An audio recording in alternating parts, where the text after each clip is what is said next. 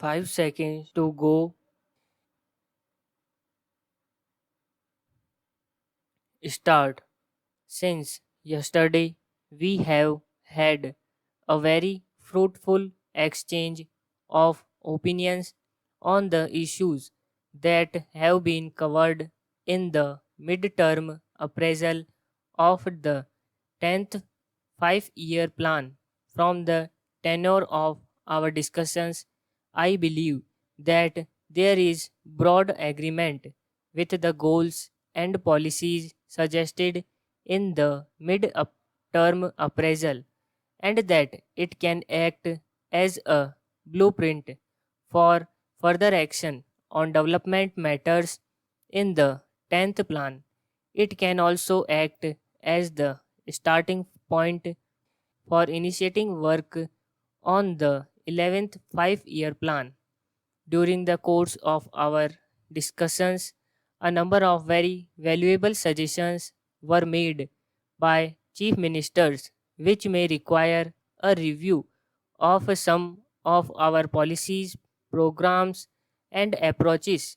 I am certain that the Planning Commission has taken note of these suggestions and will act on them in the coming months.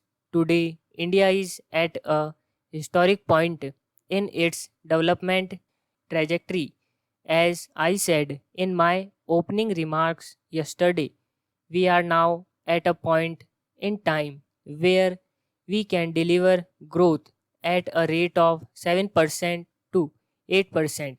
At this point in the time, owing to the development over the last 2 decades, there are no external constraints to the growth of our country.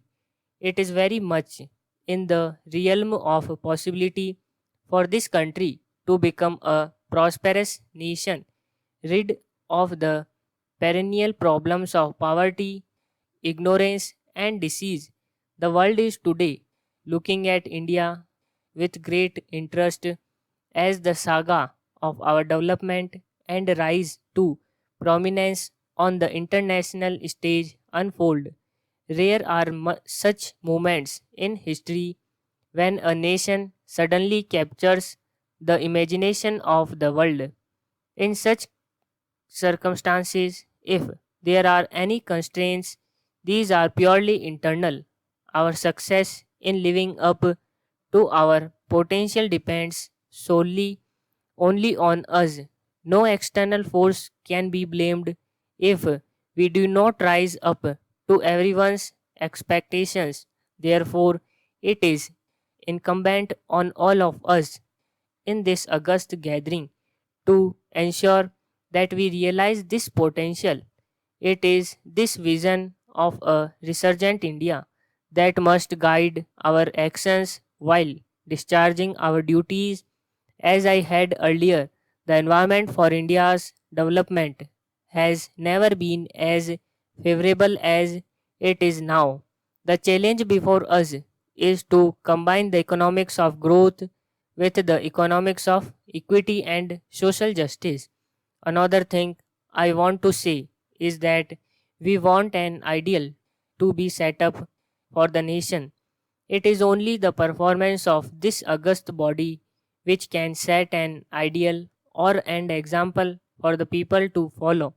I do not say that people who have no respect for law and those who have committed any offense should be saved or protected, but then it can be done only by utilizing the funds of the people, collected from the people in a proper manner, so that we can positively make progress.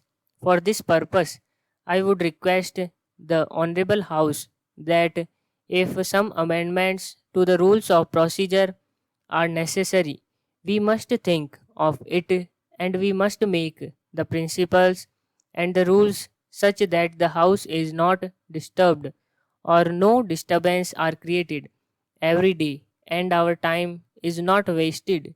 Another aspect to which I would draw the attention of the Honorable House through you is that economic is one of the most important factors and economic has to be affected by us all.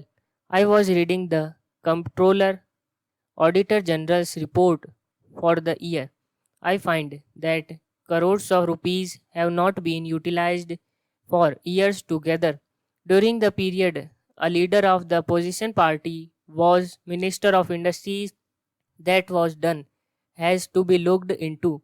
I would draw the attention of the Honorable House to the fact that if you read the whole book, you will find no manual of accounts, no statements, and no documents reconciling the actual expenditure made, and nothing could be done.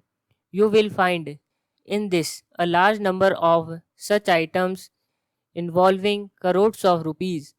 This has affected the economic of this country. What has been done about it? I would make a submission that whenever you find such wastages of money, in those cases, a very stringent view has to be taken, and those persons who are guilty must be punished. Individual responsibilities must be fixed. That is why every time we are finding this criticism in this august house that the public enterprises are not making any profit, they are running in lose. It is a must that the faculty must be punished because we are wedded to the principle of socialism, and we want the poorer people of this country to come up. But with this sort of performance, it is impossible. The high ups or low ups, I do not know. Whoever is responsible, action must be taken against them.